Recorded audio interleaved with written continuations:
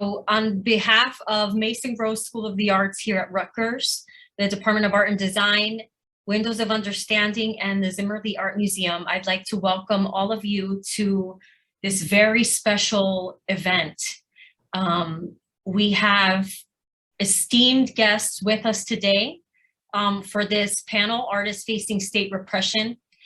I wanna just say a word about Windows of Understanding that has partnered with these other entities here at Rutgers.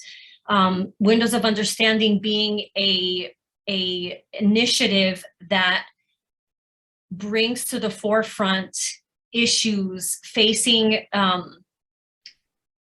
our local communities and partners those local organizations doing the work with artists from around the state who believe strongly in those causes. So one component is public art.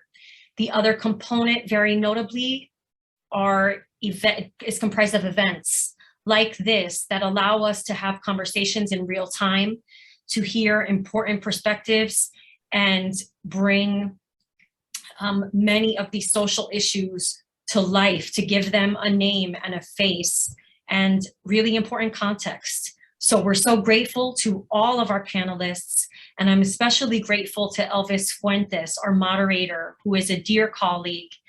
Elvis has been a PhD candidate in art history here at Rutgers, and his research interests focus on the afterlife of Soviet visual culture in Latin America, and in particular Cuba and Nicaragua, and the impact of the Cold War in contemporary artistic practices and aesthetics. Elvis and I had worked together at El Museo del Barrio in New York, and it is an absolute pleasure to be working with him again in this new context. I want to also congratulate Elvis as he's moving on to a new chapter. He has been a Dodge Fellow at the Zimmerli Art Museum here at Rutgers. And I want to congratulate him as he is about to begin a new chapter. But Elvis, thank you for being with us today, for all the work and thought and care you've put into curating this talk, this panel, and I will turn it over to you. Okay, thank you so much, Cassandra, for that presentation. Amanda, I think it's fine we keep this slide because I'm not going to share any any images or any. I just will start introducing our panelists and briefly giving a little bit of biographical information about the panelists.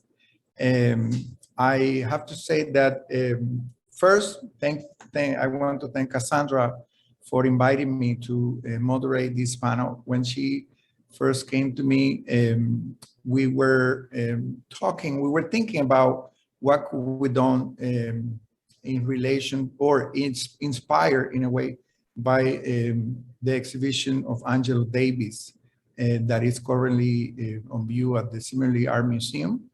And we were thinking about Angelo Davis' interest, of course, in activism for decades against mass incarceration. And I wanted to somehow think a little bit beyond that, because there's been several programs, especially after an exhibition that was organized by MoMA last year regarding mass incarceration and art produced by inmates, which is an extraordinary topic, of course, a very fascinating topic as well. But I wanted to think of, I would say, another perspective from that, which has to do with artistic practices that sometimes land artists into hot waters, let's say, into problems with the state. And of course, I thought about a lot of precedents. There are many throughout the history of art, of course, but thinking of contemporary artists, I was in particular very interested in looking at how state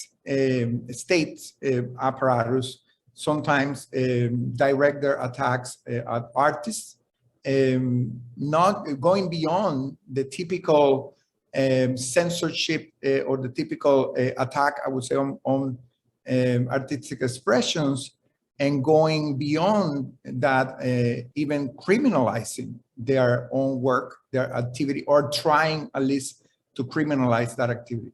And I think that's something that for our students, or even younger artists, that's something that we need to look at more actively in our curricula, because that's something that, not all students, I would say that's not, of course, a priority in an art school, but I think it's the kind of important issues that programs like this can address. So without further ado, or I have to say before introducing our panelists, that we were trying to bring artists also from the Middle East. In particular, we were interested in the situation in Syria and Turkey that had been on a steady increase in violation not only of human rights, but persecution of artists. Unfortunately, we weren't able to confirm any panelists from that region, but this is one of these I would say, of the geographic area that is now, of course, showing a lot of worsening, I would say, scenarios for artists. Okay, so we will start with Steve Kurtz. I will introduce him. Then we will have Steve is going to present his work. I asked him to prepare something like 20 minutes about his work. Then we're going to see the work of Hamlet Lavastida, who is joining us from Berlin, no less. And also I invited Marita, Muukkonen, and Ivor Stodolsky from Artists at Risk. This is an organization that is, basically defending artists, trying to develop tools to protect those artists. I forgot to mention, I thank Amanda Porter from the Zimmerli Museum that is also helping us with this panel, promoting the panel, and also helping with the logistics. So thank you, Amanda, as well. So Steve Kurtz, Professor Emeritus, is a founding member of Critical Art Ensemble. CAE is an award-winning collective of artists of various organizations, specializations, including digital imaging and web design, webware, film, video, photography, text art, book art, installation, and performance, dedicated to exploring the intersection between art, technology, political activism, and critical theory. For more than 3 decades, CAE has produced and exhibited art around the world that examines questions surrounding information and communication technology, biotechnologies, and ecological and environmental struggle. CAE has written 8 books on cultural resistance, the latest being Aesthetics, Necropolitics, and Environmental Struggle. The writing appears in more than 20 languages. So without further ado, please, Steve, you have the floor. Thank you, Elvis. And thanks to all of the organizers that made this panel happen, because it is a really important topic. And right now it's one of those moments, again, we really need to discuss all the ramifications of what we do when we try to intersect politics and art. So just in terms of the big picture, let me just say I'm also very honored to be at least a spin-off of the Angela Davis project that is going on at Rutgers right now. Angela Davis has certainly been a hero to Critical Art Ensemble and to me personally. And why I feel she is such a unicorn of such is she's one of the few people I think you can point to that has an incredible amount of street credibility and also institutional legitimacy. Normally you get to have one or the other.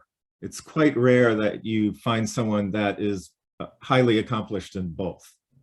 And so that's why we look back to her. John Lewis would be another one.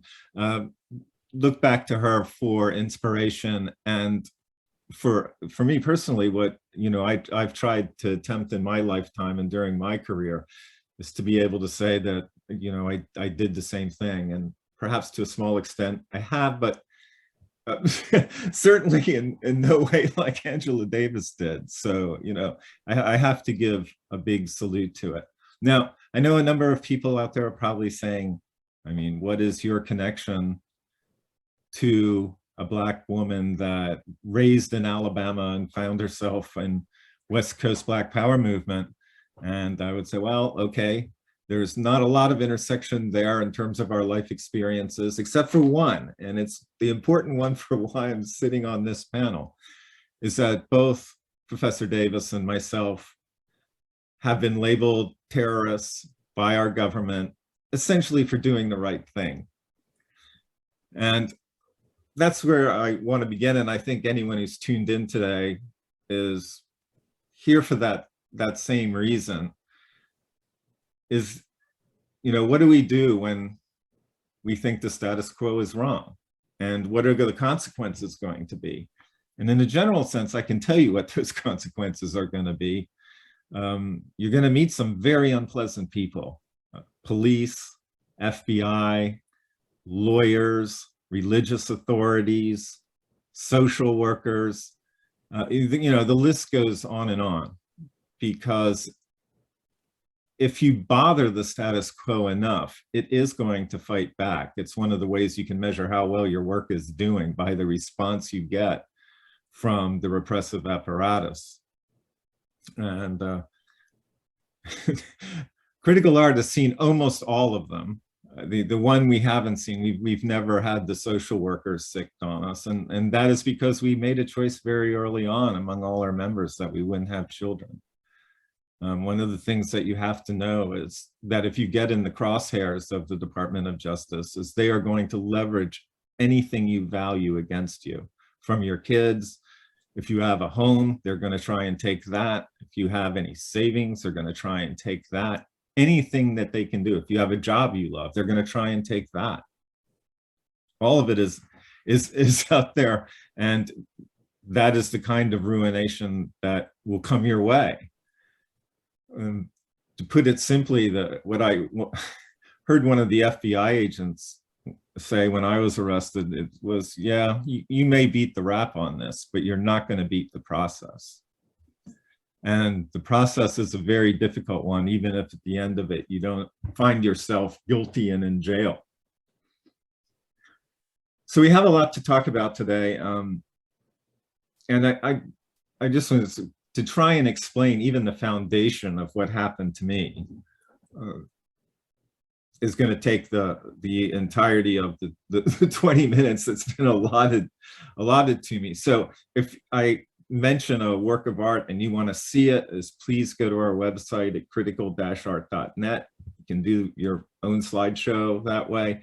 And if you want to get into the weeds on my arrest and see all the legal documents and articles and our position papers and everything else, you can go to CAE Defense Fund, all one word, .org. So enjoy and follow along with that. Okay, so one of the things that my arrest differed from Professor Davis's arrest back when during terrorism is hers was particularly aimed at her, right? It was at the specific members of the Black Power movement, whereas mine was not that. Mine was a more generalized arrest. It wasn't, lots of people could have taken my place. I just happened to win this very unfortunate lottery where I was the one that got arrested. So the background of this falls into a few basic categories of why they would go to all this trouble to arrest me. through Freedom of Information Act, we got my FBI record, which was stunning to us. It was 2,500 pages. I don't know what CAE's record is, but I imagine it's somewhere around the same. And we didn't learn too much from it because it was all redacted. So this is going to require, except for my name, there's like Steve Kurtz throughout the 2,500 pages. So there's going to be a bit of speculation on my part, but I think looking back on it, and remember, we're going back to another time and space from today, right? We're going back to the days of the neoconservatives, which are fundamentally the American Fascist Party, very different from Trump's populist authoritarianism. They were of the traditional brand. And the conflict then was, unlike as we kind of revert to the Cold War now, the conflict then was with Islamic extremists. You know, I put that in quotes.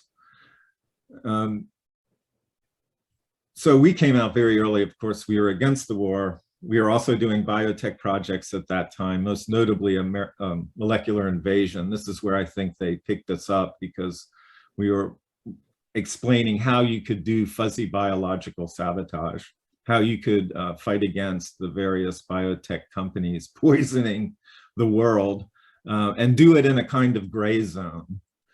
And like I said, I think that's where the FBI first tagged us, because we made quite a problem in Washington, D.C. at the Corcoran over reverse engineering Monsanto's Roundup Ready crops and putting together a kit that farmers could use to basically protect their crops while killing the Monsanto crops. We kind of found at the molecular end a place that we could attack. And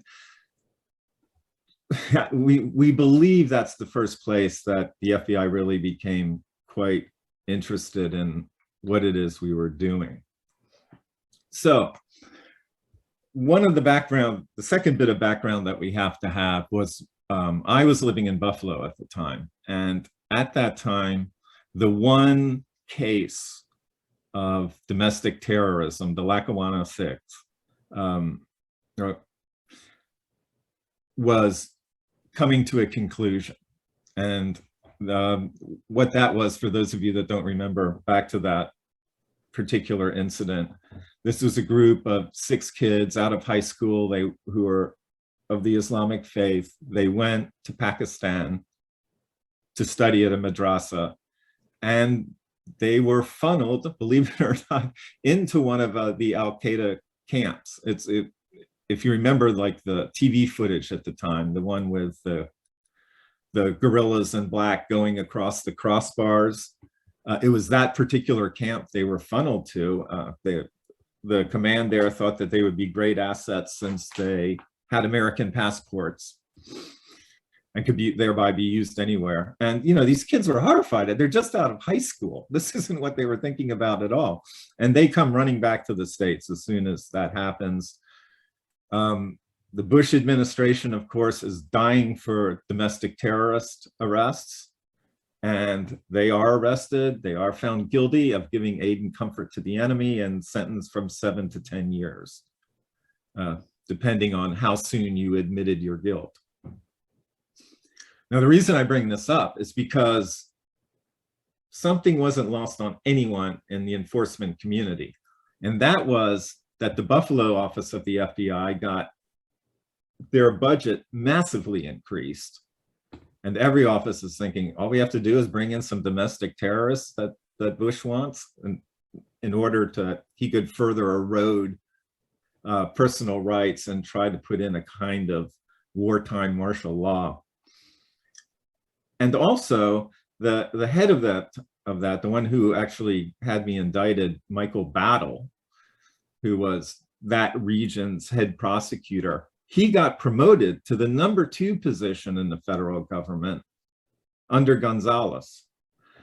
And that was not lost on anyone either. So the FBI and the DOJ both had a lot of incentive to find more domestic terrorists. Right? I mean, it was clear what the payday would be. So that's kind of one area. The second is just myself, certain characteristics that I had that they liked quite a bit, right? One of the areas they had identified is, where is the resistance and recalcitrance to intervention in the Middle East coming from? And 3 of the sectors they identify, I was in, right? One was artists, because there was a great deal of resistance coming out of the political arts community. One was academics. And if you remember back to the time, they were arresting particularly biological scientists, because it was during the anthrax scare, on a fairly regular basis. And they were also arresting poor Islamic people, but that's a whole nother story. And then third, the activist community, just the straight up people in politics that knew this war was wrong and that it was going to lead to real disaster. Now, unfortunately for me, I kind of represented all 3 of those. And they were like, this is the perfect one. We can intimidate 3 communities if we really try to nail this person that are giving us trouble. We can maybe make them shut up about what we're doing and perhaps even be a little bit more cooperative. The third basket that was happening here was part of the criticism was Islamophobia. You know, part of the main criticism that the federal government was getting, and that they were racist, which they were. And so they thought, you know what we need to do is we need to get a white guy and arrest him and use that white guy as an alibi that our policies are not bigoted policies. So I fit that bill too. I was kind of, you know, right, that will work. And the final thing that the Bush administration was trying to do was to scare Americans to give up more of their rights. And the way they wanted to do it was to say that terrorism is not just a foreign problem of, you know, foreign terrorists coming into the country, but that there are domestic terrorists, and these terrorists could be living right next door to you, right? You know, this was a real throwback to the Cold War, where everyone is under suspicion and you need to watch your neighbor, because God knows what that neighbor might be up to, right? And so I seemed like a good one for that as well. It's like everything they needed to do, they could do. And and for the, you know, you heard a lot from conservatives at that time that it's like, we are not doing a racist policy. You know, for example, at the airports, whoever goes through, we randomly choose them. We're not profiling. No, that was incorrect. They were definitely profiling the whole time. They were always saying, oh, my grandmother doesn't need to be searched. Why was a little old lady? It's really just these young Muslim men that need to be looked at. Well, I was in secondary customs a lot, and I never saw anyone's grandmother in there. All I saw were lots of young Muslim men. That's who was in there with me. And, you know, it's a very unpleasant place to be. You don't want to get thrown into that kind of secondary customs. So that was the background. So when the FBI got a call that an artist had bacteria in a lab, they took it as, here's our opportunity to once again score some points, up our budgets. And, you know, someone they thought would be pretty helpless to the process, we can bring them right in and make this work to our advantage. They were pretty wrong about that, because I had a tremendous amount of resources at my disposal, and that came to my rescue too, essentially. The process itself took 4 years of my life and $250,000. I would have lost everything except the unbelievable as it might sound, the blue chip art world, an art world that I don't have a lot of connection to, some, but not much, really came to the rescue and paid for all of it. Creative Capital also paid a huge chunk to make sure I had the money to have really good lawyers. And they did get me out of it, but it took a very long time because, like, one of the things I didn't know at the time is that if you do not accept the terms of your indictment mapped out by the prosecutor, your right to a speedy trial goes out the window, right? Then you are on however long it lasts, and it can be years and years, as it was in my case. So what happened to me after I was detained for a while as a terrorist, and I knew I was in some real trouble because I wasn't properly under arrest. What they did to me was quite illegal, holding me the way that they did. And when I went in for my first interrogation from the head of the Joint Terrorism Task Force, I walk in there, right? And this is the guy who's supposed to be an expert on biological terrorism, because that's what I was up for. I'll explain more. As I walk in, the guy's reading the Bible. He has no scientific background whatsoever except what he learned in Genesis. And that's when I understood this is really going to be a problem, because they have no idea what they're looking at, which was basically all harmless material that anybody could buy. You know, there wasn't anything that I had that could constitute any kind of worry, certainly on the government's part. They formed a grand jury. They tried to indict me for terrorism. The grand jury wouldn't go for it, which is a miracle, because who knows how many of you know this, that the prosecutor is not obliged to present any exculpatory evidence, nor does the prosecutor have to really tell the truth to the jury in order to get the indictment. So they're very easy to get.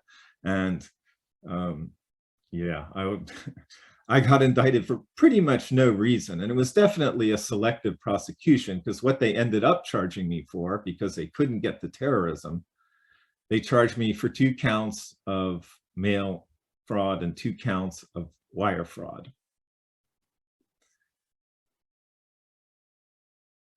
And this was over, the fraudulent activity was over $256 worth of bacteria, which among the feds, it is an explicit policy that a small amount of money of merchandise like that, they should not charge, that should be left to the civil courts, or if there is really a crime, it should be left to the state courts.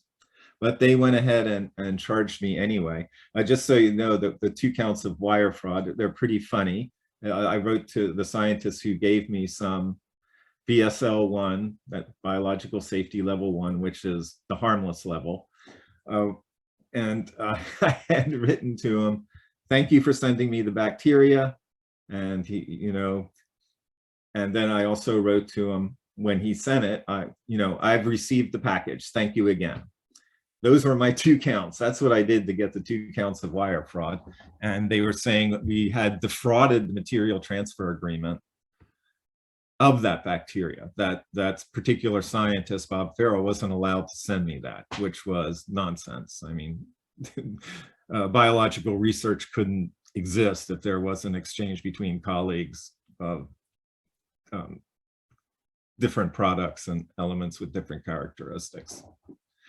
So, you know, that's basically what this all came down to, and why it would have been a precedent-setting case had it not been dismissed, which fortunately it was once we got into real court and out of magistrate court, is they were trying to set the precedent that in any dispute, civil dispute between vendors and client, that the FBI could decide if there was a crime or not, and if they thought so, even in these modest things like $256 of material, they could call it a crime and indict people. Now, I hate to think what that would have meant for other artists and such.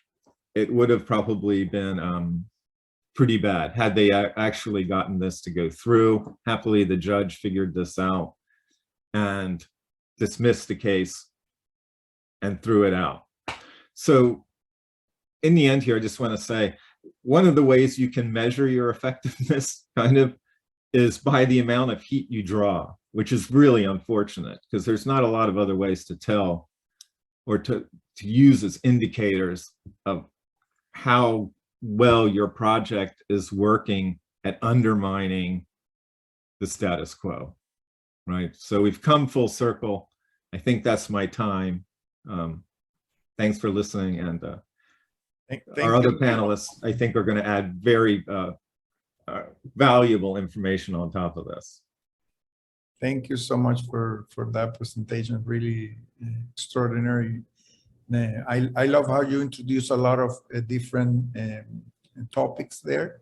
Yeah. Yeah, can be open up later in the discussion. So I invite anyone that wants to ask any question for Steve and for the rest of the panelists as we move forward to post your question in a Q&A at the bottom of the screen. So please do so.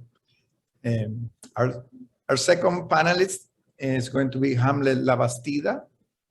And I'm going to read a very brief biography that he provided me. But I know Hamlet from Cuba. I'm also originally from Cuba.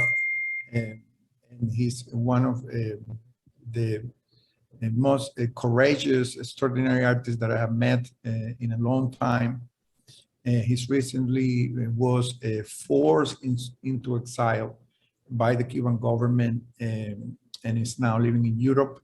Forced not only him, but also his girlfriend. So they're now in Europe.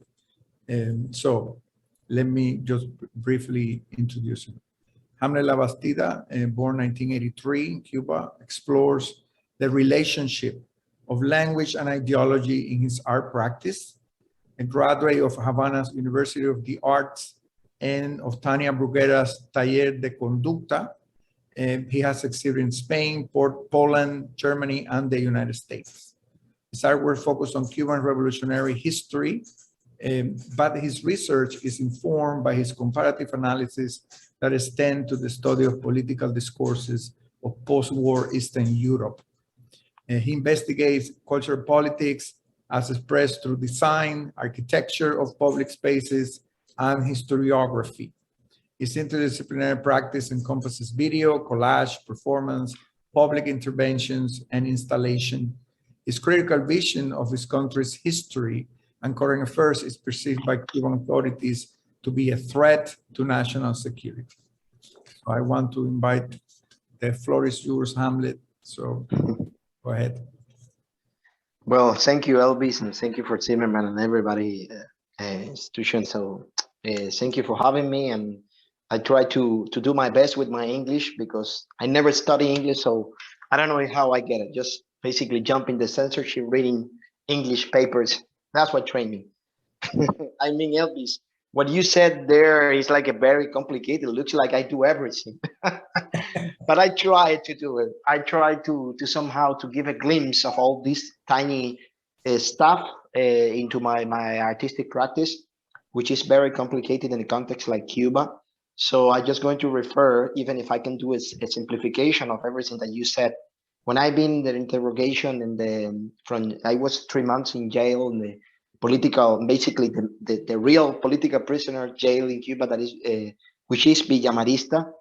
They said to me, you know, you try to fool us saying that you're not an artist that work with politics, but this is not like that. You are a politician, political operative that try to fool us with art.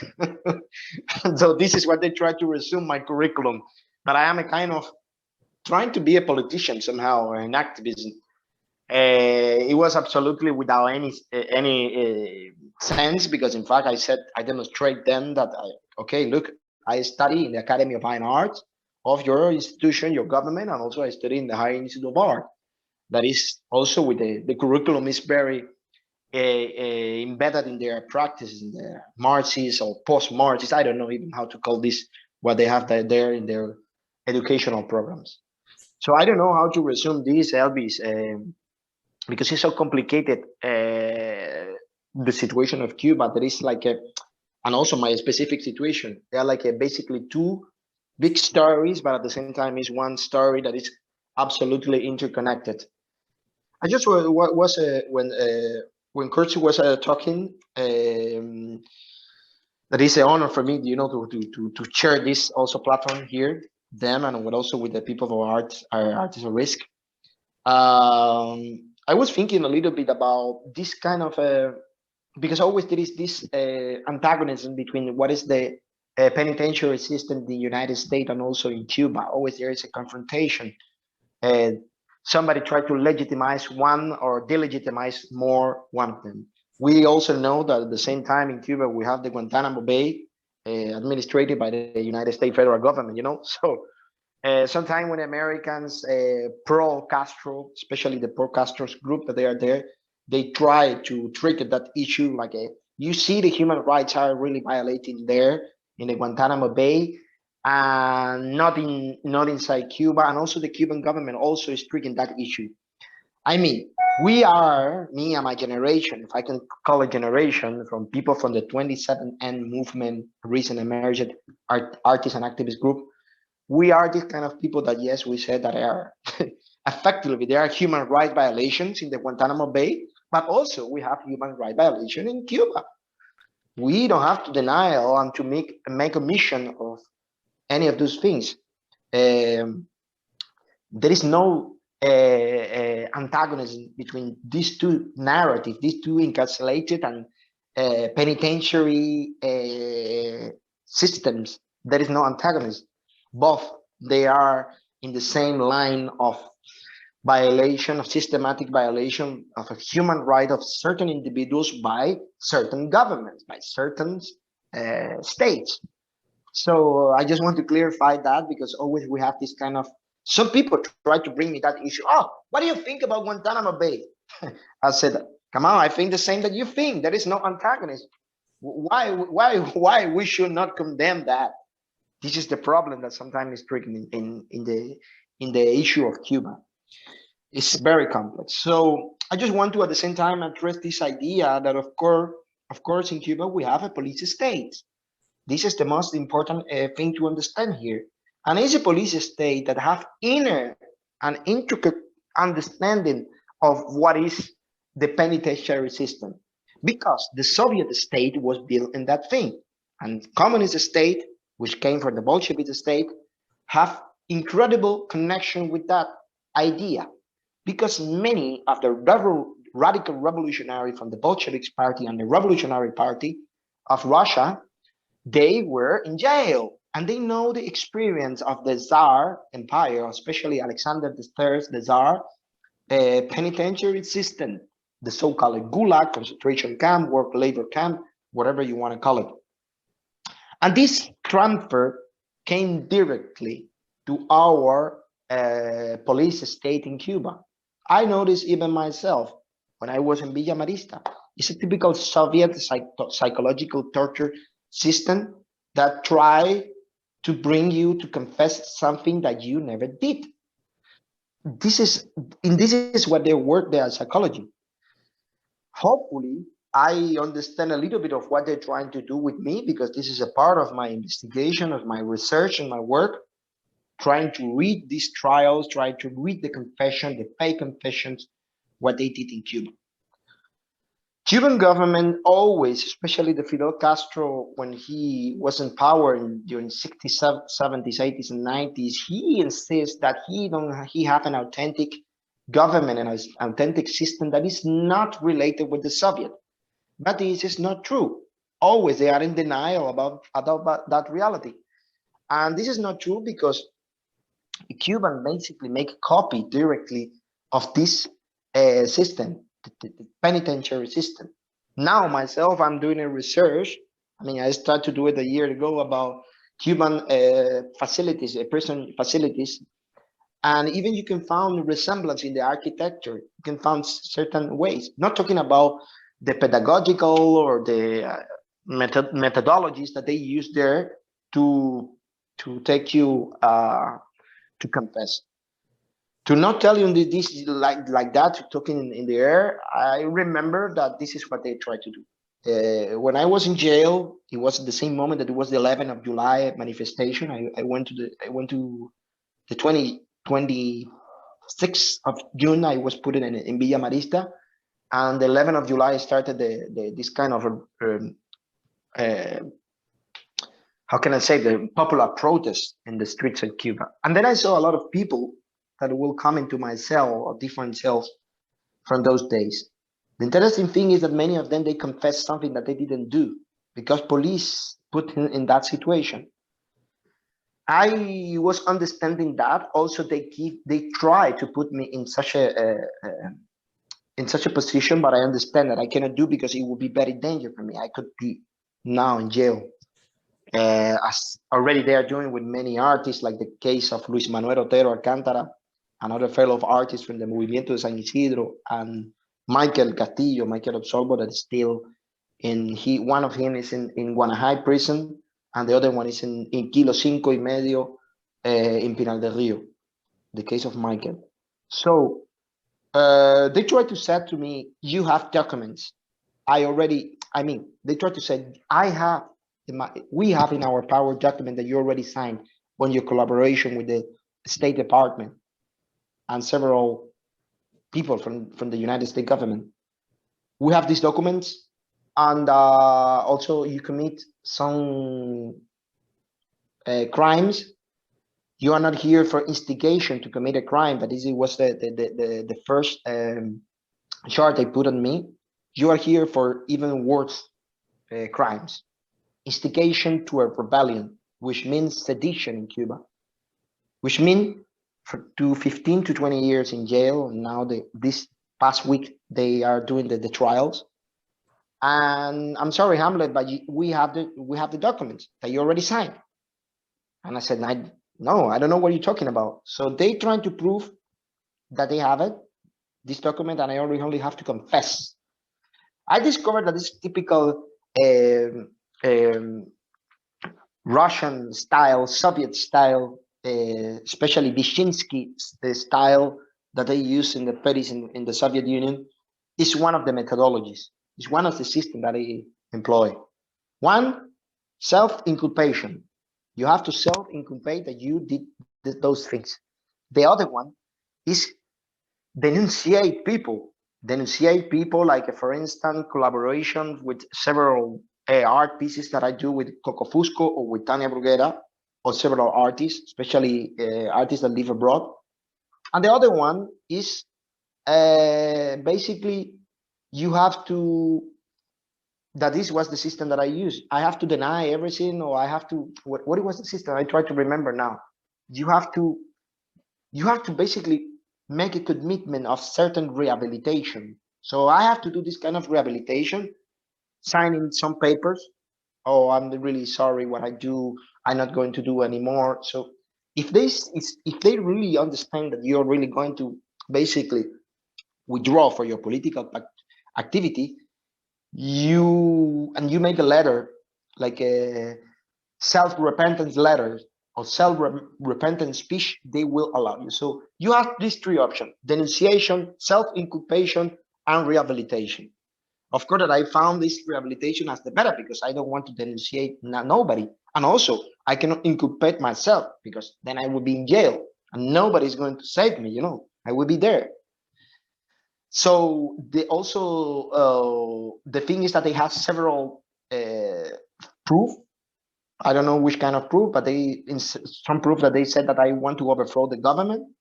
And of course, I have wish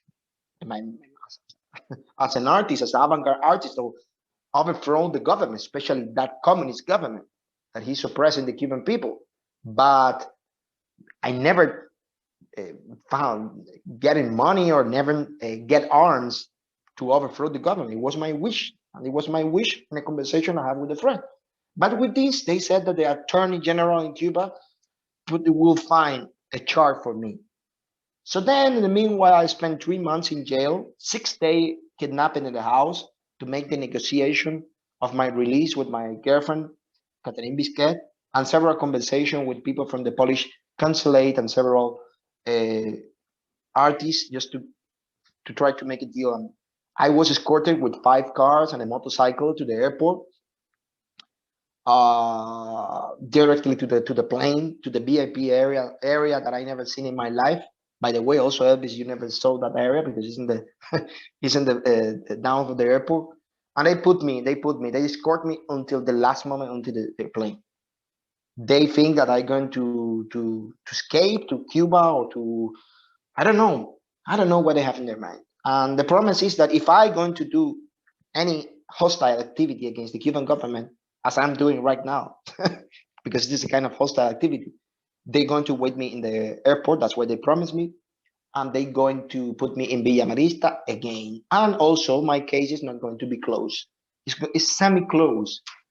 So this is happening because at the same time, it's like a way to alert the Cuban society, especially artists, that they were basically bearing the focus of our political activism and cultural activism in the last 2 years. Don't do this. Don't try to be so wise.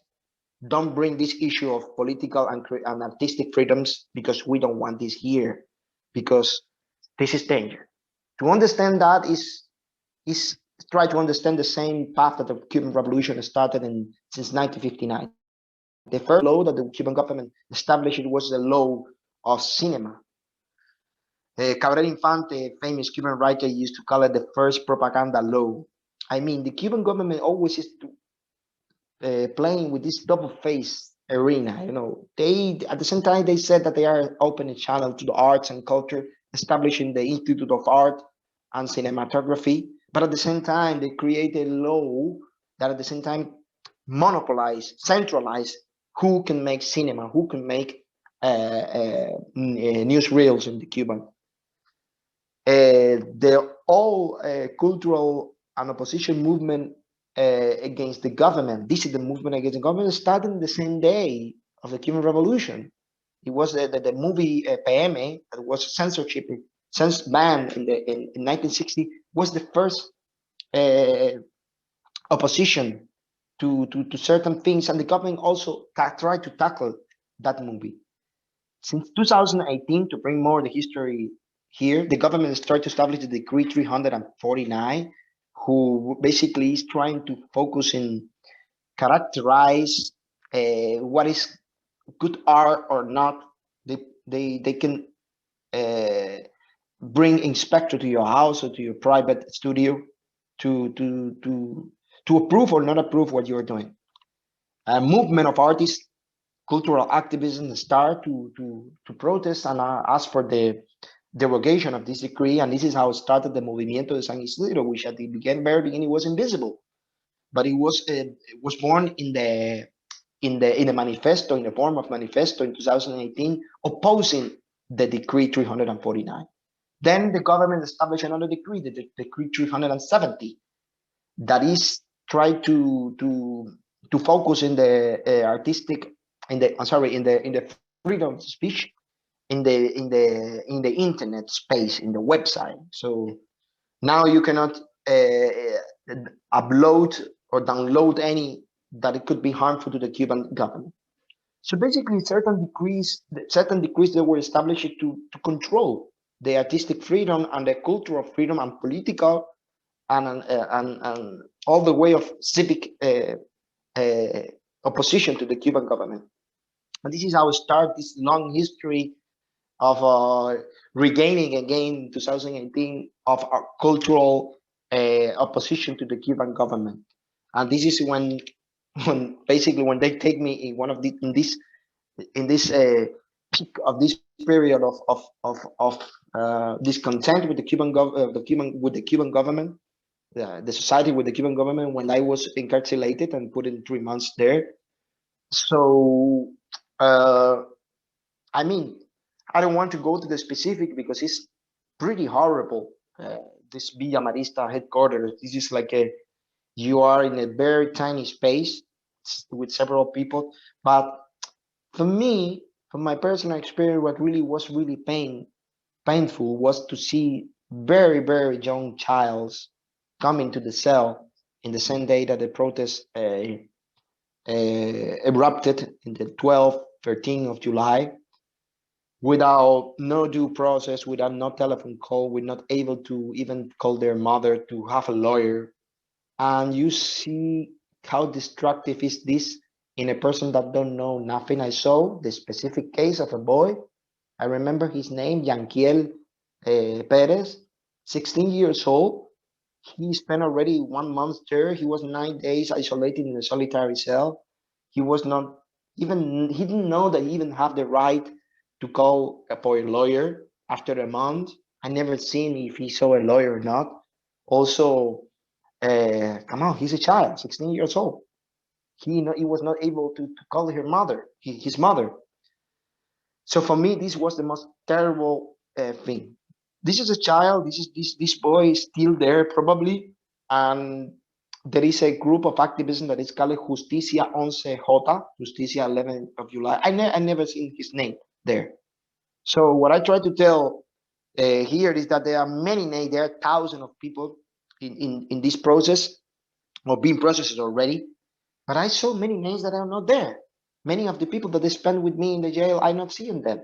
So you can see the systematic invisibility of those people in Cuba, specifically now when there are a terrible nightmare happening in Europe with the war in Ukraine and everything.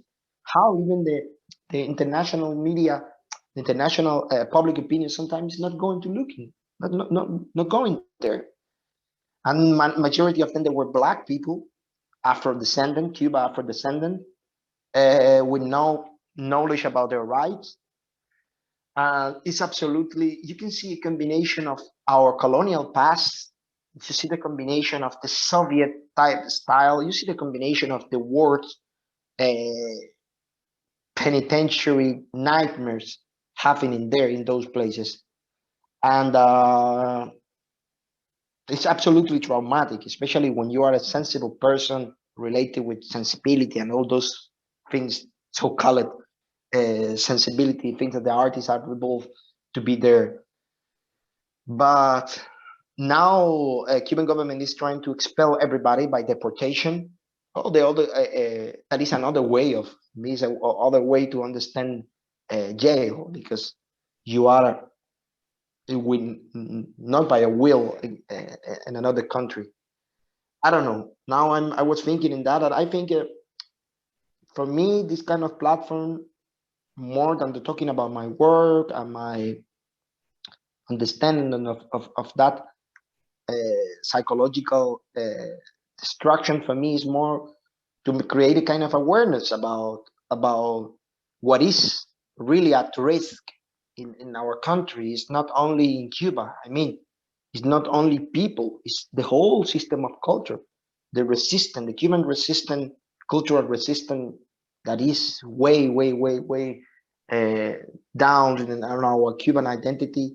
Is at risk. It's a risk for a government that is attacking culture. It is a government that is attacking individual, association, people with will to have a more progressive society. We are not a group of people that are asking for even for political stuff. We are talking about civic rights. Civic right, this is what we need. The right of assembly, the right of manifestation, the right of culture, to do free culture, the right of political even freedom, the right of protest. I think we are in the very dark times, but at the same time, I'm positive because we in Cuba have this DNA of looking for more progressive demands towards the government. These 2 years demonstrated that this big two movement that now are very well known, international, Movimiento de San Isidro and 27 of November, are basically like something that it really resonate in the society. And I think the eyes are looking more to that area, and I hope that it will continue.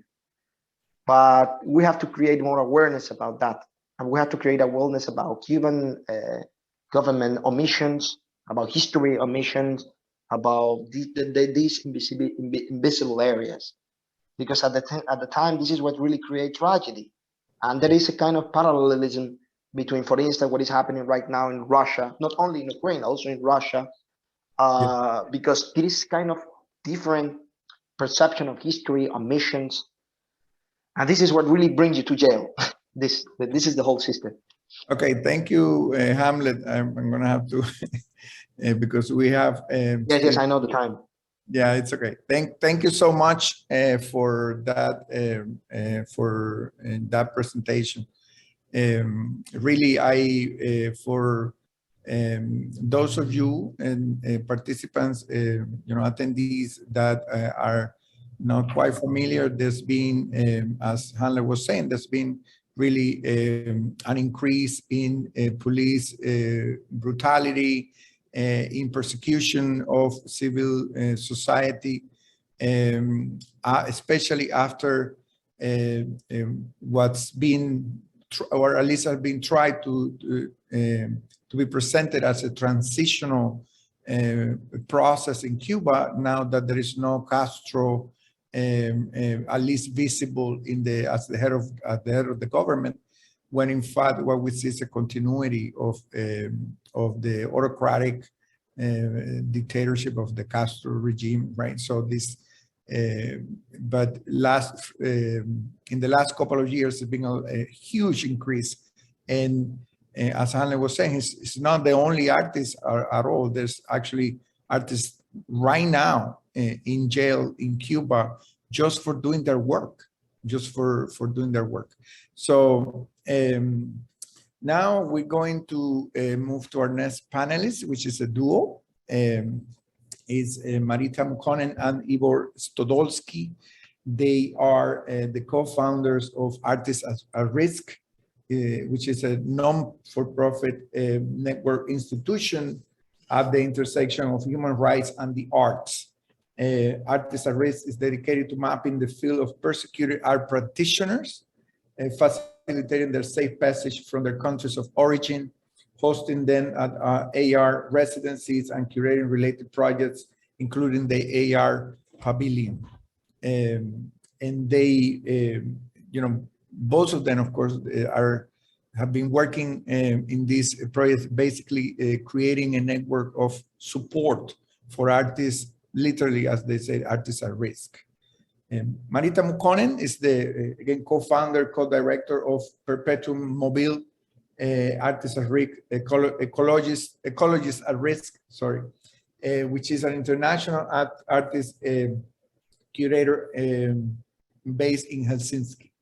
She has been chairperson of the Helsinki International Artists in Residence program, curator at that same institution, and curator at Frame, Contemporary Art Finland, editor of Framework, the Finnish Art Review, and has held key functions at the Nordic Institute of Contemporary Art for several years.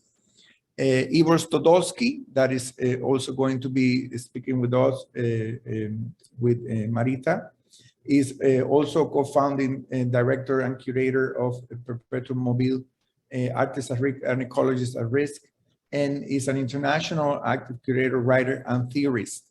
He holds a BA in philosophy and mathematics from John Hunts and Bristol University, and an Emeritus in cultural theory from the London Consortium, Virtec Tate, BFI, ICA.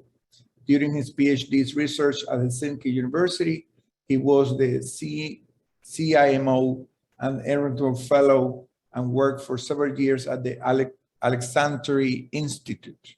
Prior to this, he worked as associate editor of Project Syndicate, the world's opinion page.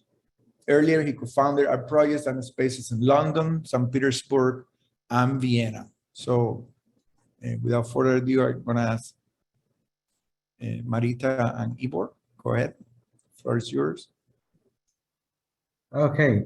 First of all, thanks a lot. It's Elvis Fuentes for the introduction and invitation to this very timely debate, basically. And thanks a lot for Hamlet Lavastida and Steve Kurtz for sharing your experiences and your stories, because that is what Artists at Risk is about. We work with art practitioners at risk. And basically, what we have been working with today, it is kind of among its other issues, it relates to war. And as also Hamlet said that it relates, the war effect doesn't only affect Ukraine, but it also affects Russian dissidents. So we are evacuating it's both of them. Today it's horrifying, we got horrifying news from Kherson, which is a port city by the Black Sea, that artistic director of the Kherson theater was really violently kidnapped by Russian military forces. And there's a big fear that he's being tortured as we speak, and his 2 colleagues are at the same risk. And these are news now after the occupation, after Russia occupied Kherson, which we are witnessing. So we are kind of, it's in the middle of this moment. But we'll go a little bit back into history, why we started Artists at Risk, and basically kind of it is how it developed. You just heard our backgrounds. So we started Artists at Risk officially in 2013 because some of our peers and colleagues, they were at risk. At that time, it is in the MENA region, but also our first residents were actually from Ukraine. So we realized that there was no institution at that time which was especially specialized in hosting art practitioners at risk. PEN International has worked long time with writers and with journalists, but when it came to visual artists, musicians, and so on, there was no existing structure when we go back in history. But Ivor is tell a little bit, it is about the time before that, because we started to work together in 2007, and we have, both of us have worked for a long time with dissident artists before we started Artists at Risk. Yes, and thanks also from me. This is really a good opportunity to share ideas from different points of view, and I'm very pleased also that Steve Kurtz is with us, so that it doesn't always come across as only being a problem outside of the United States from a US perspective, which is the audience we're talking to today, I suppose. And Hamlet, I think, was really, that was a very important statement you made, that just because, Guantanamo is happening at the same time doesn't mean that the Cuban government is absolved. And it doesn't, we face this all the time with a kind of left, which is still kind of struggling with the idea that you can be against something that used to be the kind of, the good side, if you're kind of an old-fashioned, let's say tanky, as you call it now. And so it's about time that this mindset is broken, and the people begin to face a new reality where it's not as clear-cut as it was before, and it wasn't as clear-cut before either, as we all know. So, okay, just going back a bit, we want to actually go to that time where that transition first happened. And so we started working together, Marita and I think when she said our peers, we meant our peers because we were curators at that time only. We were basically doing things in the art world, political art, but we weren't running a kind of international organization. We were curating shows, and those were our peers that we were working with. And we're still in that kind of activist mode. We don't want to become suits and ties NGO people. We want to still keep our head in the real world of the art scene and all kinds of arts. So, but at that time when we first got to know each other, I'll just share with you my screen to show the project which we started with. And I'm kind of referring to this now because it came to me when Howard was talking about the Soviet times, that we actually worked on that first. So our first show was about perestroika, and this I think connects also to your students and the audience here, participants, that the perestroika is a very crucial part, I believe, of your work at the Zimmerli Museum, and we've done a lot of work on perestroika at this time, 2007 and 8, and I'll just show you just briefly one of the catalogs. We produced 2 catalogs and several events that's related to this show. Let's see if I can get it. Okay, I have to. Do you see my screen? Yes. Okay, wonderful. I'm just going to find it. Okay, we have to open it again this way. There we go. So this exhibition was about the dissident work done by artists in the Soviet Union, and by the Soviet Union we mean the Soviet Union, not Russia. So we included Tallinn in this, and it was also Yekaterinburg, which wasn't part of the usual Western perception of what Soviet art was about, which is usually just Moscow. We did Petersburg, Yekaterinburg, or Leningrad, if you like, and Tallinn.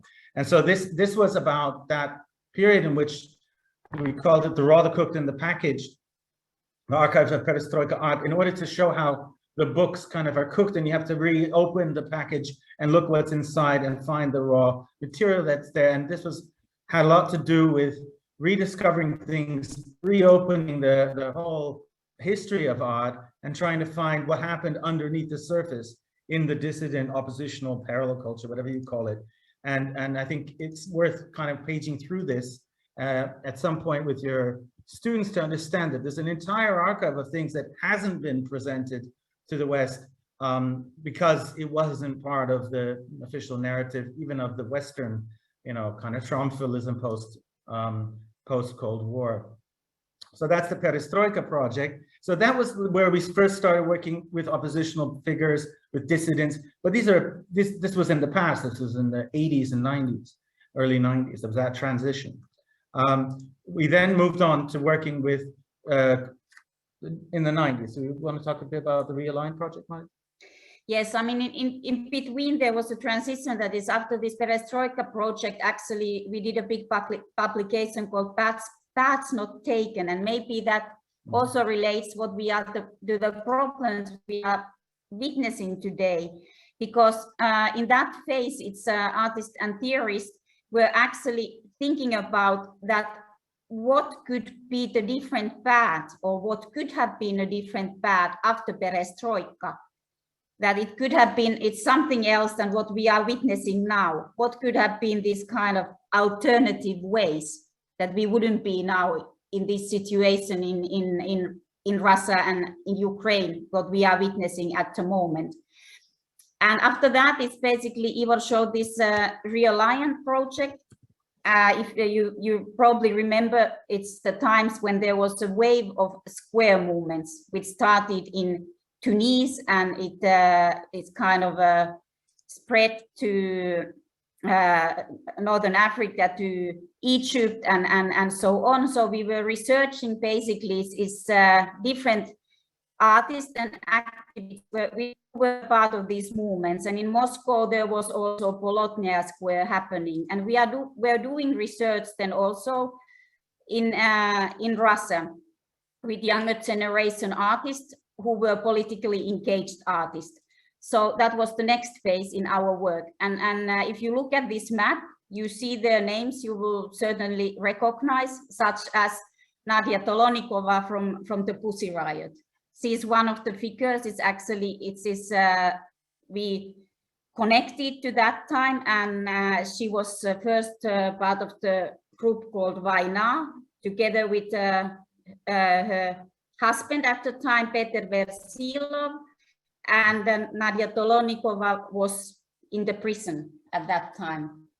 Yeah, we're getting now closer to the present time, but of course we're talking about when the Pussy Riot, the punk prayer in the Central Cathedral in Moscow happened. It was a great shock to the Russian cultural scene that it's possible to put people in jail again for cultural activity. It was a real shock when Nadia Tolonikova and Masha Alyokhina and Katya Semetveyevich and others were put on trial. The two of them only went to jail.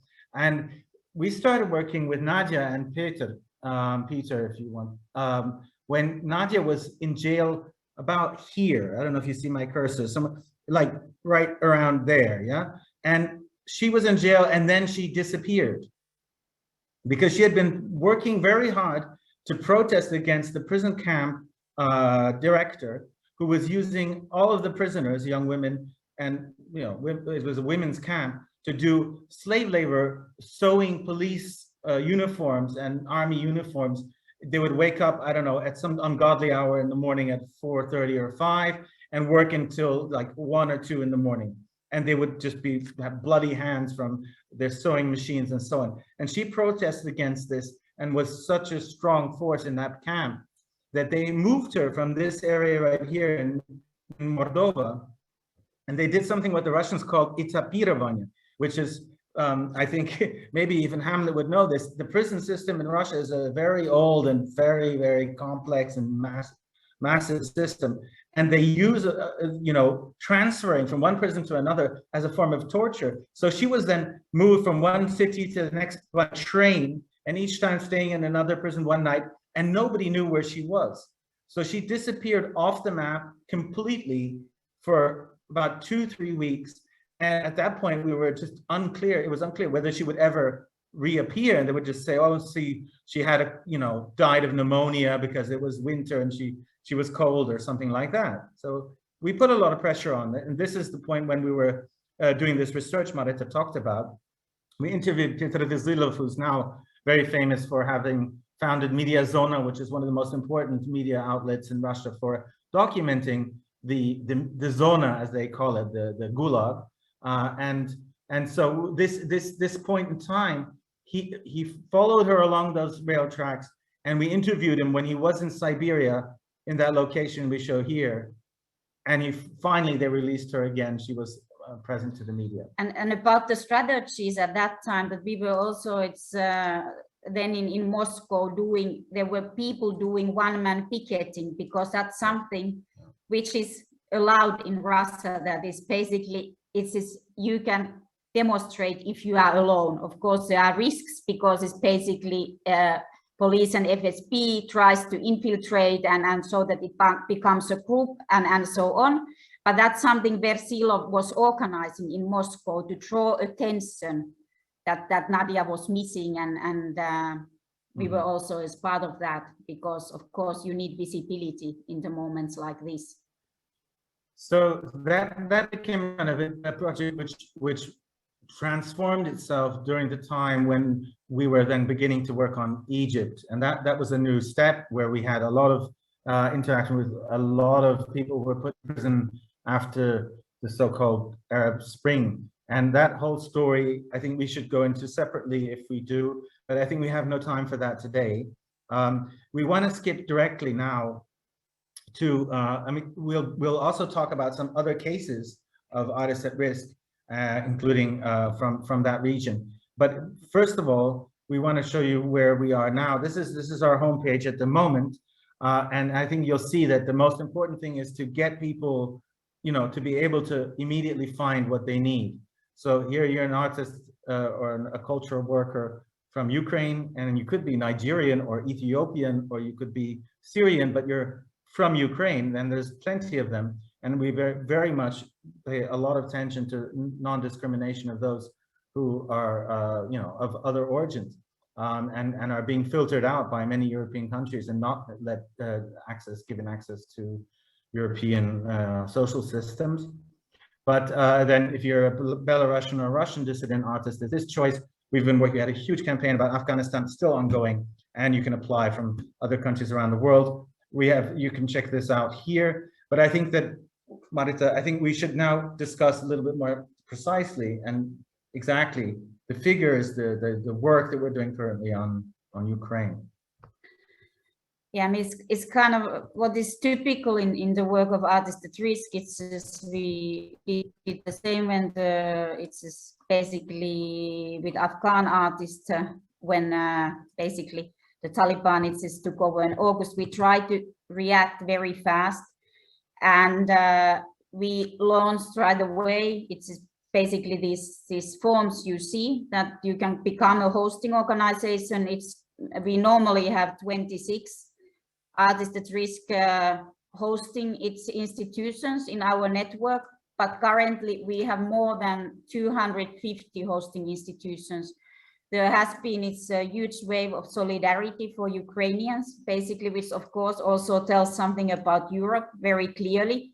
But what we emphasize all the time now when we work and relocate Ukrainians, that as you see, we also continue work with our Belarusian and Russian dissident artists, peers, Afghan artists, and other artists, because basically we can't just shift our attention. It's totally from kind of one war situation or oppressive situation to another, that it's really important that we also continue very actively actually to get visas and try to still put pressure to the governments to evacuate artists from Afghanistan who are in a very extreme situation. But when it comes to those, you want to tell exact figures of the Ukrainian artists? Yeah, I think it would be worthwhile to just kind of explain that. So we've had these forms up for, but how would you say? We basically started since the war started. Since the war started, we didn't have a particular form for Ukrainians until the second day of the war, but we had already received many applications. Currently, we have 340 principal applicants. That's a lot of people to work with, and we try to work with them as individuals, but 340 doesn't include their families, their grandmothers, their children, everything. Or other dependents, pets. People are leaving the country en masse, and we're getting 20 to 50 new practitioners applying every day. I think we've relocated currently about 30 to 50 of them. I mean, there's so many in process, so that's why we give these approximate figures. And we're very happy, as Marita said, there's a great outpouring of sympathy and solidarity, which unfortunately wasn't the case with Afghanistan, and we should address that, because I mean, in the context of this bigger exhibition project by Angela Davis and looking at people of color, we should remember that for some reason, and we all know why, there's a big focus on Ukraine, which there wasn't for Yemen, there wasn't for Afghanistan, there wasn't for Egypt in the same way. And there's 240 hosting organizations which have currently signed up to host people coming from Ukraine, and we do always say, hey, can you also please also at least be open to hosting Belarusians and Russians? And then there's this, it's a hot topic. Some Ukrainians write to us in fury saying you cannot ever mix the two things. We won't apply to you because anything to do with Russians is taboo. Our position is clear. If you're being persecuted by a government, that means you're actually against the government. You're part of the people who are fighting Putin, not the people you should be, angry against. And so we work with Belarusian dissidents and Russian dissidents. And I think it's kind of important to stop here, because we have been working with, of course, with Belarusian dissidents. Is basically since this Lukashenko's regime started to arrest people, I would say in masses. There are more than 1,000 political prisoners in Belarus as we speak. There have been torture cases. There are people who have died in prison. There's, for example, very prominent dissident figure. It's who is violinist Maria Kolesnikova, who is sentenced to 11 years in prison in Belarus. And also now when we work with people from Ukraine, it's important to remember that it's many of these Ukrainian dissidents, they actually escaped and they were relocated in Ukraine, in Kiev, and now they have to leave from Kiev. So they are actually in double exile, and they are we already have relocated. It's Belarusians from the field of theater, for example, to Helsinki, to Czech Republic, and so on. So they are now, after 10 months, on the run again. And so at the very early stage of this conflict, we've created this emergency resources page. And this became kind of a very important place for people to come to. And you can go here if you want to link somebody to resources, please send them to our page. Now you can apply straight from the home page, but there are also resources that you can look for here that are constantly being updated. So in purely practical terms, it's very important to talk about that if you want to share something. We have also launched multiple campaigns. So if we go back to the front page of Artists at Risk, here, unfortunately, I have to do it differently. There you go. So here we have, sorry.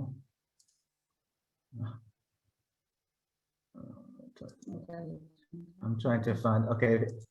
So if you go back to artists at risk, as which is coming straight, there's something called the Solidarity Prince for artists at risk in Ukraine. This is quite a substantial group of top name, A-list artists. I think we can show you that. This is a way of expressing solidarity by getting a print from this crazy print sale that was put together by 70 artists, including Isaac Julian, Nan Golden, Matthew Barney, Pierre Hugues, Hito Steil, Laura Provost, you name it. And you can get something that would cost, hundreds of thousands, or in some cases like Thomas Struth, like millions. You get it for 200 euros. It's a print in an open edition. And all of the money that is made from that goes to, providing and facilitating safety for all those artists on the run. Mainly Ukrainians, but also Russians, Belarusians, and we're going to also use this for Afghanistan, because we think this is a highly underrepresented, terrible situation. We have, in Afghanistan, there are artists who are just persecuted for just carrying out, singing a song. Their instruments are destroyed. Their paintings have to be burned. They're actually killed for just exercising their art, not for even being political. So they are it's basically they are targeted as a social group. So if you are visual artist, if you are a musician or filmmaker or caricaturist, it means that they should be entitled to humanitarian visas based on that, what is not at all the case. But also, I think it's maybe we'll stop a bit, is also to situation with the dissident artists in Russia. As we speak, we have already relocated, it's actually tens of Russian dissident artists. The most urgent cases were relocated to Tbilisi in Georgia, because Russians can get there without visas. There were artists who were they were followed by FSB. They had to get out, and already it's before now the war started. We are hosting 4 Pussy Riot members in Tbilisi, and one of them is Nika Nikulshina. If you remember that how in football world championship in Sochi, there was kind of a group of people who rushed in front of TV cameras, and Nika is one of them. And they had to leave, and they were actually accompanied to the airport, like it's also like Hamlet described, that actually it's basically after they were in detention for 15 days, they were also in administrative detention for 15 days. They were it's encouraged to leave, and they left. Yeah. So we might be getting to the point which want to have like a couple more minutes to be able to describe a program that we've developed. We have a lot of stories to tell. We were going to tell you also about African artists at risk because of the Angela Davis connection. We wanted to make sure that we don't forget, so that we have here, for example, the story of Kolon Kayakoto, a poet who was persecuted by the Zimbabwean government, Nigerian sculptor Smart Owi, who was persecuted because he had property on the National Theatre's compound, which was privatized, and it was a purely commercial operation, and the police stole his studio and almost killed him. There's many of these cases, but we have to go, and our time is short. So we would like to just tell you about this new program we have, which is basically, when we started working with Pussy Riot a long time ago, we decided we could continue to work with them, even though they're not as much in the limelight. And Masha Alyokhina is, the most prominent Pussy Riot member who's still in Russia. And Masha, as you know, Maria Alyokhina, she's currently in prison right now as we speak. She's serving her 5th or 6th sentence of 15-day detention right now in 1 year, while serving basically what amounts to house arrest. But during this whole period in which she was waiting to be sentenced for actually having advocated going to the streets to demonstrate against Navalny's court case and sentencing, which today we mark the day in which he was resentenced for 9 years, Navalny, the main opposition figure in the Russian Federation. Masha Alyokhina, while waiting for her trial, was put in jail many, many times.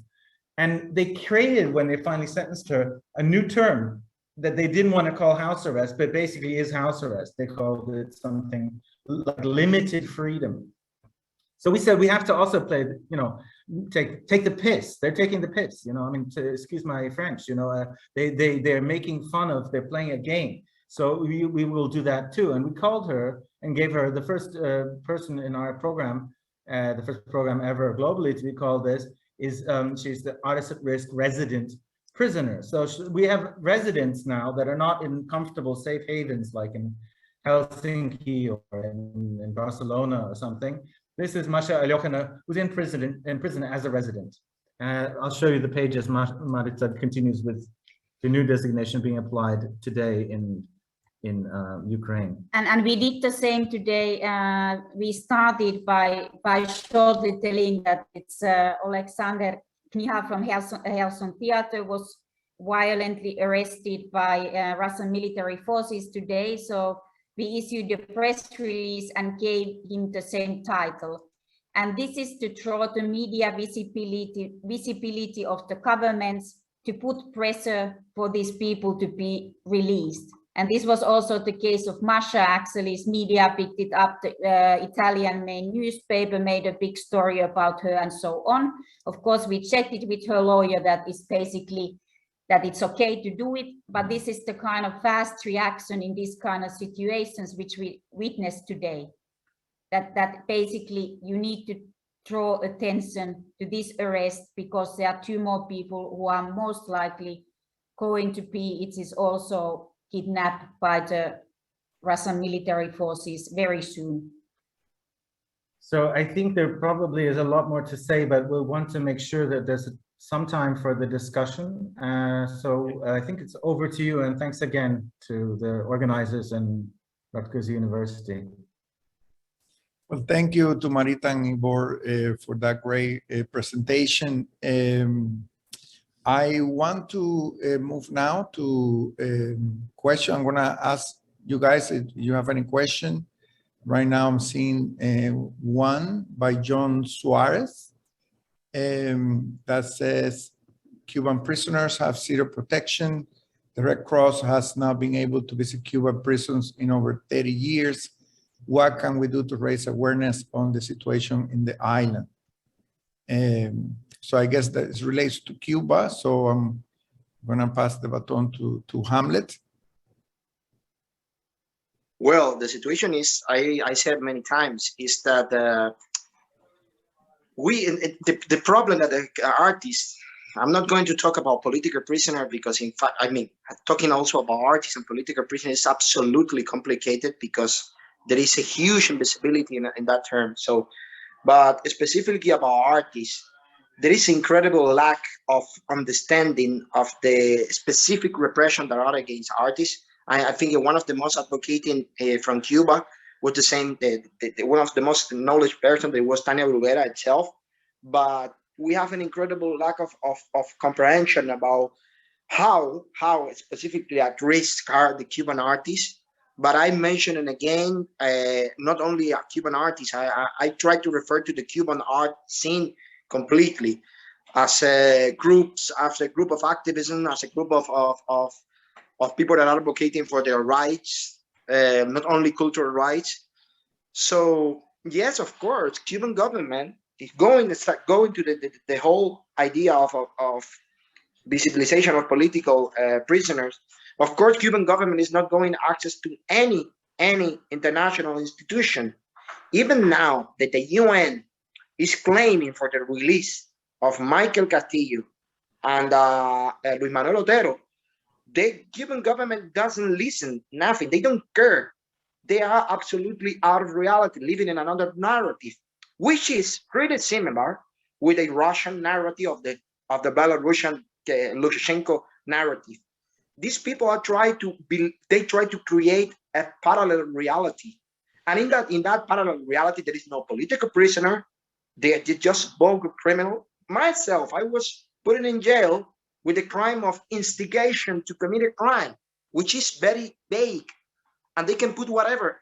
Even themselves, they admitted that with this charge, I cannot be prosecuted in that specific case. And it's just so complicated, but I think the most drastic to end here, I'm not take the floor the whole time. The most drastic thing is that the incredible invisibility that the Cuban art suffering, specifically Cuban art. We have now several artists. I don't know all the names, but the most visible cases are Luis Manuel Otero and Michael Castillo. And also I wasn't, in the meantime, the Cuban government is doing a Havana biennial. And a biennial that of course is ordered by the Communist Party to clean the face, to say that culture is well, to see that art is well.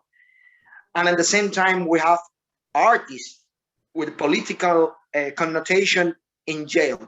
I just want to remind this and emphasize this again, even if probably also, you know, something like that, but this is like I'm sorry, I don't want to extend so much because I think it's very important what Steve and people art as Riskin said. Yeah, thank you, Hamlet, for that.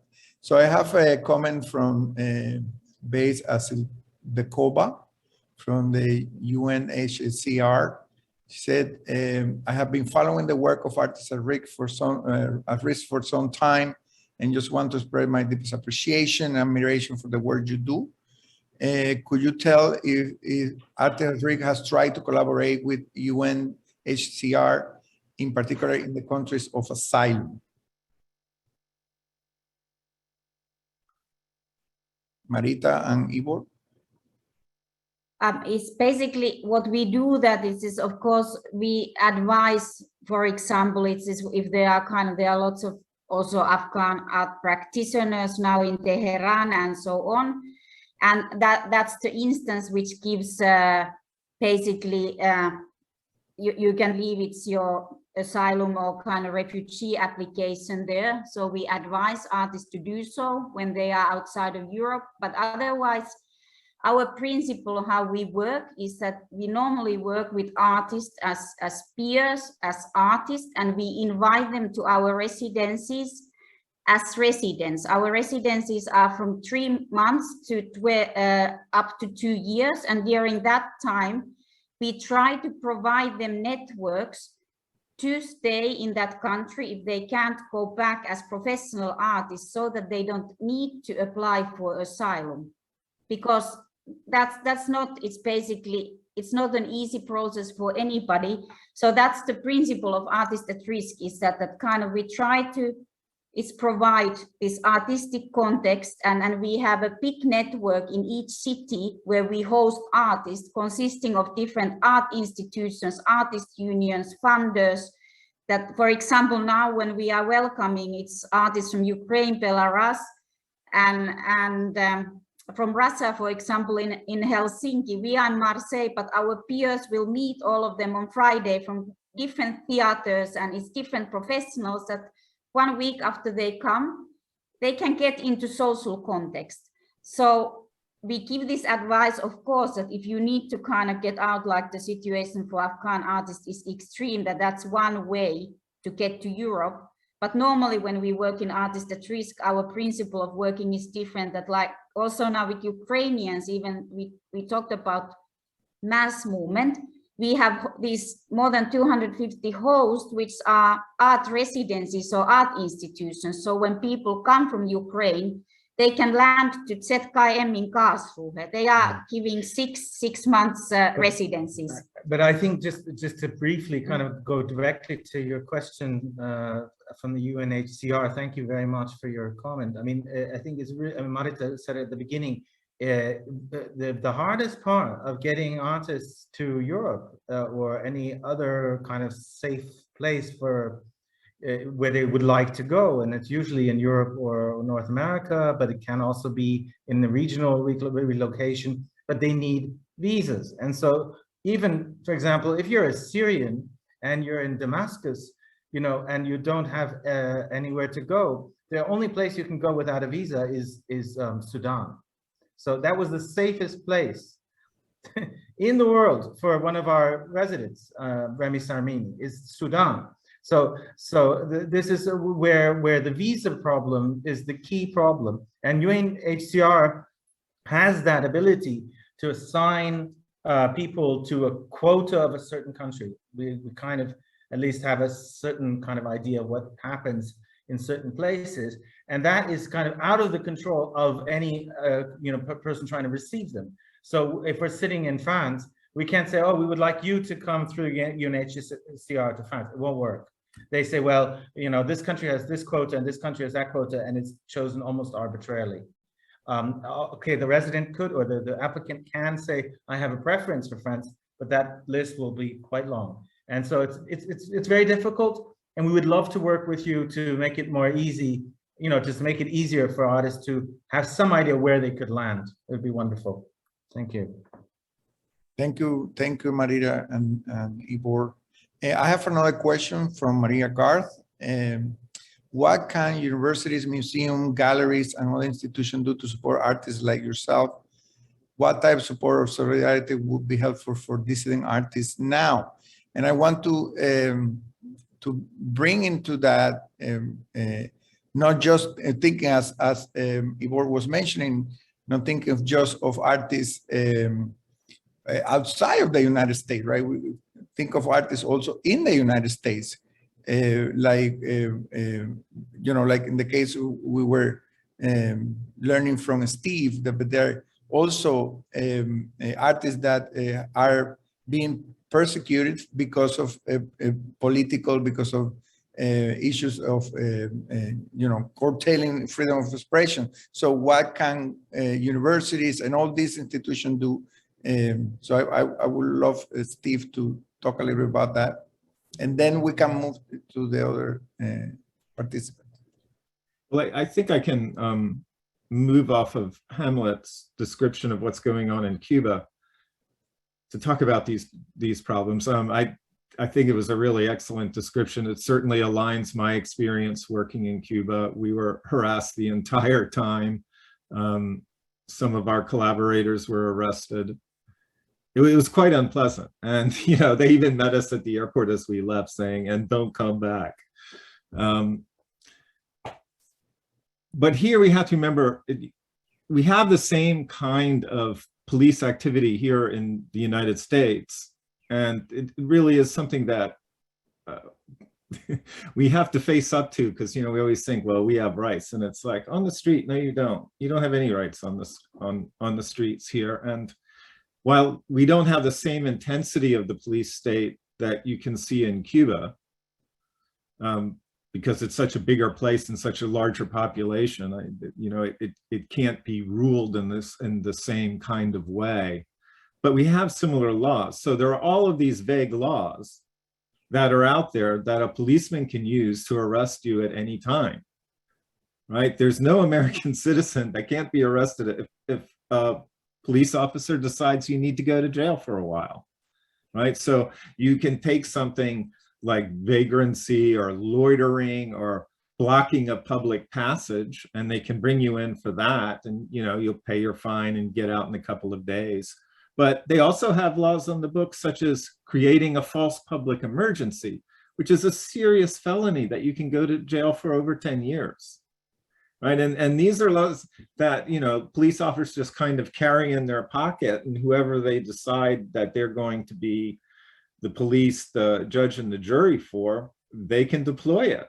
And then, what I was talking about earlier in my talk, you may beat the rap, but you got the process to go through. And if you're looking at a serious felony like that, it's far beyond what most people who are supposedly exercising their rights, either through free expression or the right to assemble, can really deal with.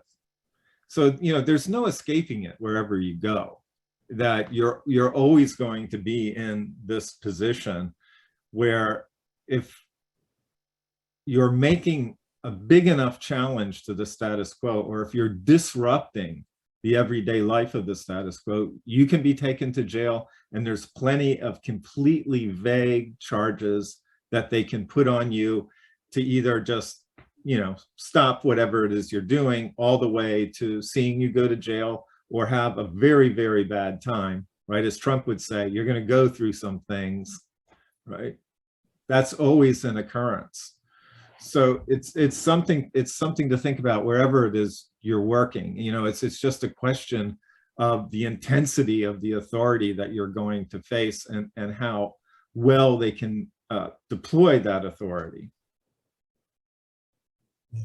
And how do you see, going back to Maria Carr's question, how do you see the role of institutions, universities, museum galleries?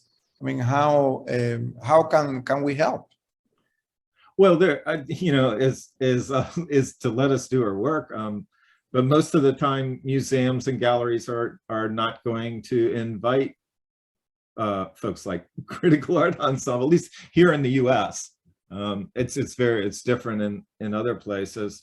But what it does, and the way museums can help, you have to pay a price for this by being an alibi for that institution. Is that they can give you a legitimacy. So when we attacked Monsanto, say, you know, what got our process going, that was because the Corcoran had a lot of nerve to give us that platform and to let us use their media list and to explain what we were doing. And I mean, almost instantly, Monsanto lawyers were in the gallery waving around cease and desist. But we had, you know, a great platform of legitimacy to resist that. You know, the show that was on at the same time that we were there doing Molecular Invasion was Jackie Kennedy's ball gowns, and they had a full collection of those. So it was pretty hard to attack this institution as somehow being an un-American, subversive kind of institution. And so, you know, I would just say the way that these institutions can help is you know, have the nerve to cause good trouble, you know, is let the artists get in there and do what they want and act as a legitimizing platform for them, because they do have the power to do that and can. That's great. If we could jump in right there, I would love to. That's exactly what we agree with. I mean, take your chances and do something radical as an institution, but don't do it just symbolically, but do it as a intervention, you know, in political ways. So representation of struggle isn't really that important. I mean, okay, it's nice that you're talking about the Amazon burning, but unless you really bother somebody, it's not going to change a thing. And so, you know, so that kind of, you know, as Steve was saying, that the gauge of, you know, the greatness of your work is how much you get punished for it somehow, you know, how much you get into trouble for it, right? We just did, I mean, we're very pleased. We managed to get, I mean, our partner in Karlsruhe, there's this thing called the ZKM. I don't know if you've heard of it, the ZKM. It's one of the biggest museums in the world, works together with, you know, all the Met and MoMA and everything. And they did a really beautiful symposium with us. And, you know, it was called Alliances for Art at Risk. And the idea was, you know, institutions and resistance. Like, that was the title. I mean, how do institutions resist? And I thought that was quite, I mean, we found it very courageous that the director stood up and let us do it like that. And then what happened, the subtitle was, where would you go if the world fell apart? And a month later, the world fell apart. You know, and so they're now the whole German system is behind us. But, you know, before that, they were like, oh yeah, you know, whatever, you know, because they hadn't seen it on their own doorstep. So we have to be ready for when the world falls apart, and it's happening in the rainforest in all kinds of ways. There's many crises looming, and we, as institutions, as individuals, we have to be ready for these looming crises. And I think that this key word is these alliances, which we are now kind of finally witnessing after our work that more than 10 years, that art institutions are actually, before we started to get applications from artists, we were approached by art institutions who wanted to host artists. And we hope that this kind of activity would continue, and it would continue also with ecological crises. We haven't had a chance to talk about our program, Ecologists at Risk, because that is very crucial. It's for the whole globe, that we have organized pilot residencies for ecological defenders. And we have actually a network ready, for example, Caribbean and Mexico. And these places could host ecological defenders from Latin America. And there are kind of approximately 6 murders a week. Most of them are not in statistics, as we know. So those people need to be protected. And that's something when and if, and we have resources and kind of funding, we would like to kind of shift our focus to that direction, also to arts and cultural activists who are ecological defenders, because that's really, really crucial to give them protection when they need it in the regions nearby them. And Steve, we would love to have you Yes. on board. Anytime. Yeah. And also Hamlet, Yeah, since yeah. Hamlet, you know, Yeah. actually one of the All of places, you. you know, the connection between the Mexican, you know, they Yeah. might be running away from the Mexican, you Yeah, know, exactly. mafia or the Yeah. state mafia, whatever. They have to go somewhere. So maybe Yeah. that's crazily Also- enough. Sudan is a safe Also, place, if and maybe you people allow will- me, I'm going to show you here one friend that Steve knows very well, that she suddenly came, and look who is Tanya. She suddenly appeared. That's why I remember. He was listening to the conversation. So, Thanks for the Save Afghan Artist sign. It's great. We put it up for the Afghan Yeah. artist. Thank you so much. Very I- happy surprise. Yeah. That's Great. great. Well, thank you so much for that, for those comments, and thank you, Hamlet, for just showing Tanya there. It's great to have. So we probably have more people that are watching this from that probably have very interesting experiences. So I'm going to. Of course, I would love to hear more about this. This is a topic that I think is, as Ivor and Marita were saying, it's so incredibly timely, not just because of course, the situation in Ukraine now, but all over the globe, and especially here. You know, I'm, as Cassandra was saying, I'm just starting to work here at the Gables Museum, and one of the areas that we're interested in developing has to do precisely with ecology, environmental issues, climate change as something that is, of course, has no political boundaries. There's no sides to this type of crisis, and it's something that we have to be aware that it's going to hit us at some point, and it's hitting a lot of people all over the world. So I think, I don't know how we're doing with time. Cassandra, if we have time for maybe one more question. There was one more, there was a question for Steve. It says from John Suarez, it said the situation you described, was it qualitatively or quantitatively different before or after the Patriot Act? Or, well, Steve, you can answer that question quickly, because we really are running into this almost the second hour, and the third hour, and then I'm sure people are getting tired, so go ahead. Yeah, the Patriot Act was, you know, in the first decade, a real problem. I don't know if it has the same sting that it once did, because recent administrations have been less interested in trying to control various kinds of cultural production, and it's kind of just fallen to the wayside. You know, it could always reemerge. It's always there as kind of this ghost ready to come back to haunt us. But the Patriot Act is not something I fear as much now as, you know, like I said, you know, I did then at the turn of this century.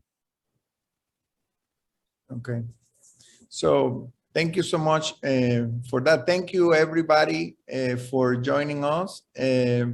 and of course also Cassandra, Amanda from the Zimmerli, and especially of course our panelists.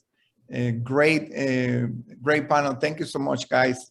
And I'm sure we're going to continue this conversation much further.